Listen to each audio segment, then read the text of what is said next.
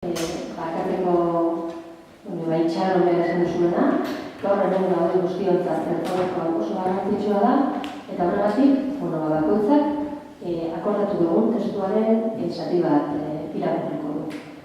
Orduan, hasi da dugu.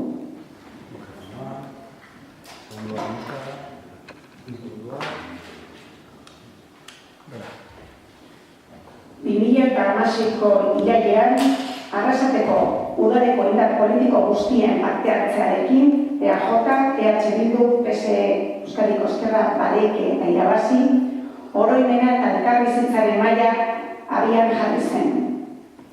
Maila hau, osatzearen xedea gure herrian gertatutakoaren oroimenari ekitea zen, elkarbizitzaren berreraikitzaren ezinbesteko urratsa bezala.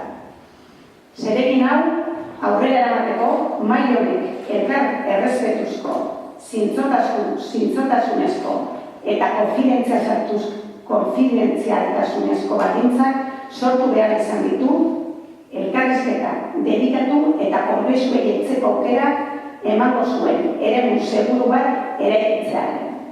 Horregatik, urte hauetan zehar, hastapeneko zereginean aurreratzea bezain garrantzitsua izan da prozesua zaintzea.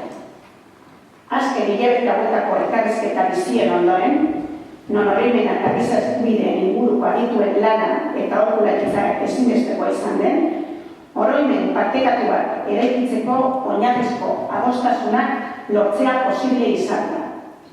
Arrasaten pairatutako giza eskubideen urraketa larriak eta sufrimenduak kontutan hartuko dituen oroimena. Parekatu edo nahasi gabe, baina gertatutakoari lekua egingo dion oroimena deus arantzi ez dadin. Beraz, mailak hasiera batean finkatuak zituen beste helburuetako bat bete da.